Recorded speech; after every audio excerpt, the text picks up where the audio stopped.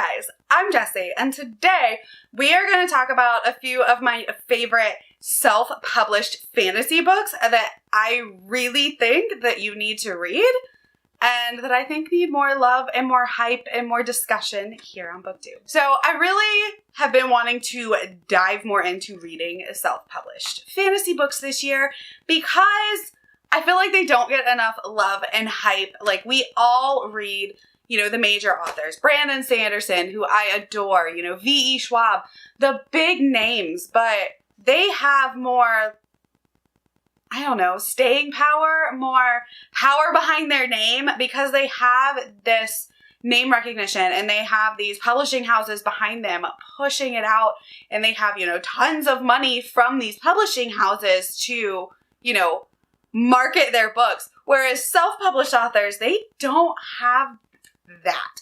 They are people like you and me sitting, writing at home on their laptops and their desktops and completely going through this process all by themselves with, help from the internet or Fiverr or, getting their editors or editing themselves or having a friend edit or whatever it may be. They have a lot more hands-on with their books, and they have a lot less money to market with. So I wanted to read more, and I have read quite a few really, really great self-published fantasy books lately.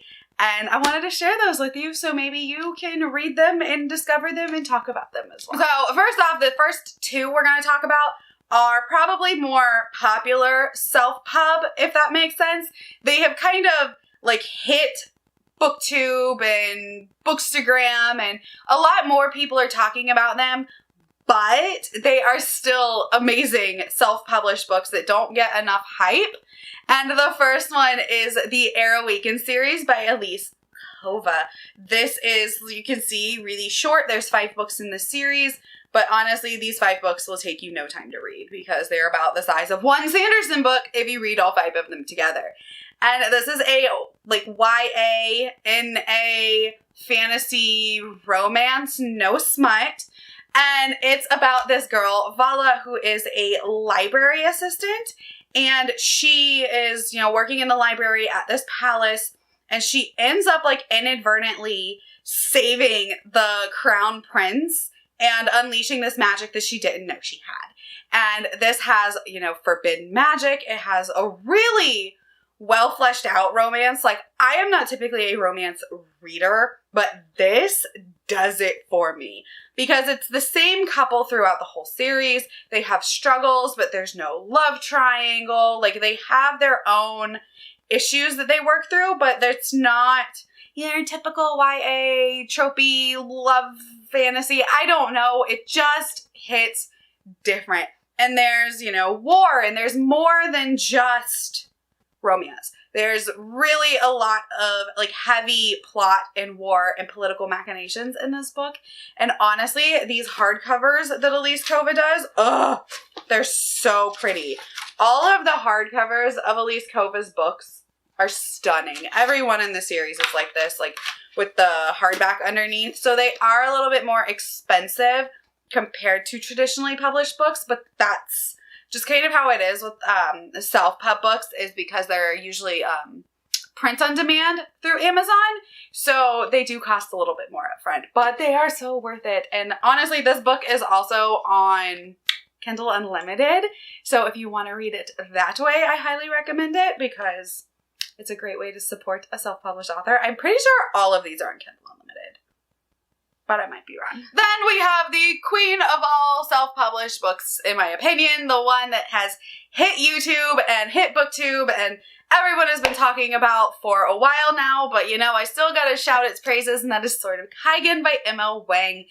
Ugh, I love this book so much. This is an Asian-inspired adult fantasy standalone, and we are following a mom.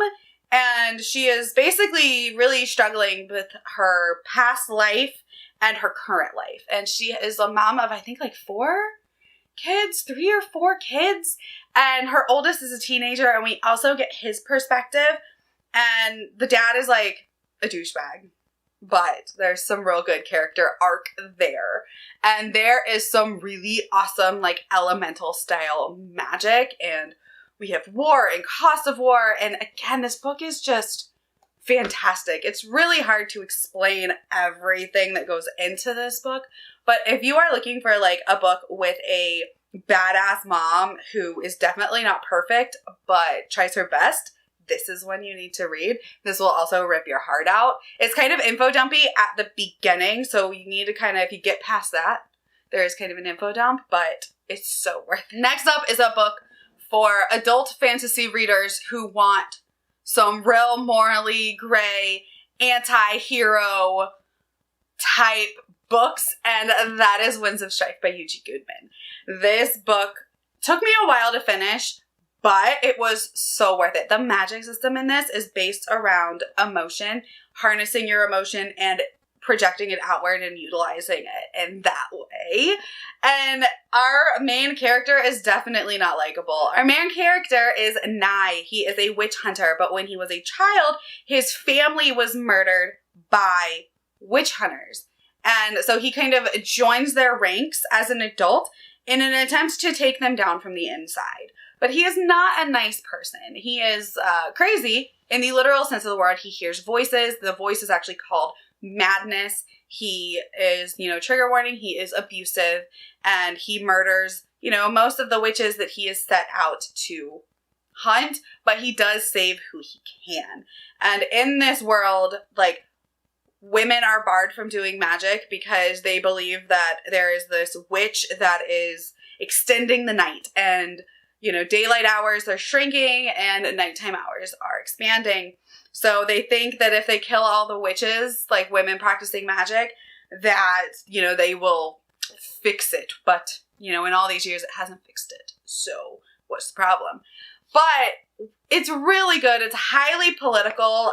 Definitely look up trigger warnings, though, especially for like domestic abuse and stuff like that.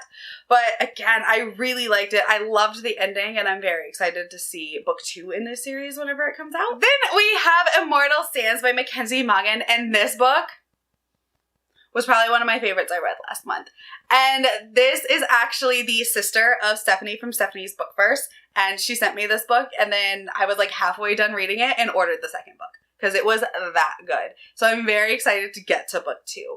We are following a young-ish, like 20-something-year-old girl who has been in prison for killing a noble. And she killed him in self-defense, but it really didn't matter. They had a sham of a trial. She was thrown in this death prison, and she is the first person to escape in like 1,000 years. And so she escapes, and like she's trying to take down this noble family that rules the land because she learns some things that they're not as good and helpful and good people as she, everybody thinks they are. There is a very small element of romance, and I love the friendship in this book, and I also love the little bits of romance, and I love the love interest guy, and it was just so good. This had me on the edge of my seats. It reminded me a lot of The Prison Healer, so I think if you liked The Prison Healer, you would like this one. Obviously, it's very different in plot, pretty much very different in everything, but it just gave me the same like feelings, the same vibes. So definitely pick this one up. Another one that I read back in January was Between Starfalls by S. Kate. Again, I loved this. We are following a mom, and she has an adopted son. She's young, she's in her 20s, but she has an adopted 4-year-old son.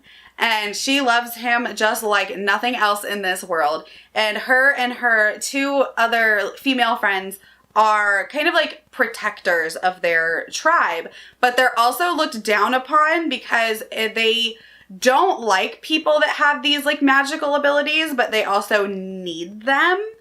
And her brother is kind of along those same lines, but he has been out traveling and he's gone and we don't really see him.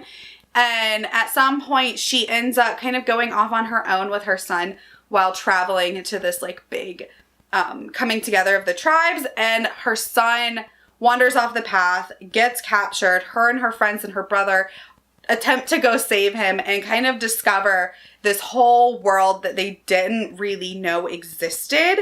And it is traumatic and sad and hopeful at the same time, and I loved this. The ending was so good. I have book 2 that I still need to read, but I will definitely be picking that up soon, because after the end of this one, I was like, what?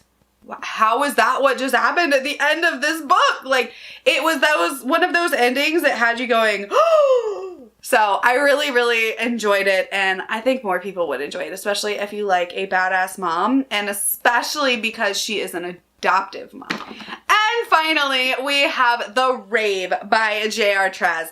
This is a YA fantasy, sci-fi-esque book. It's kind of a genre blend between sci-fi and fantasy, which I've learned that I love.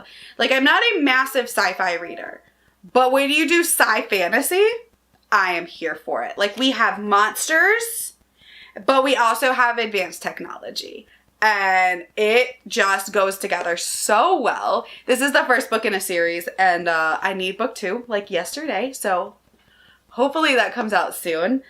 And this cover is stunning. We are following Alina, who is our main girl. Her grandfather had gone missing a year prior to the start of this book, and he had run a martial arts school where he trained people to be monster hunters. And she was trained to be a monster hunter, but she never finished her training before he disappeared. Now she is starving and impoverished, and she's trying to figure out just how to survive.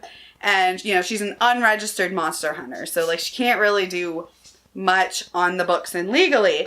So when she finds out that there is this mass call for monster hunters to go to the capital, she takes her chance. She decides she's going to sell everything she has. She's going to pull out all her money. She's going to risk it all, because if she can collect this bounty, she's set for the rest of her life.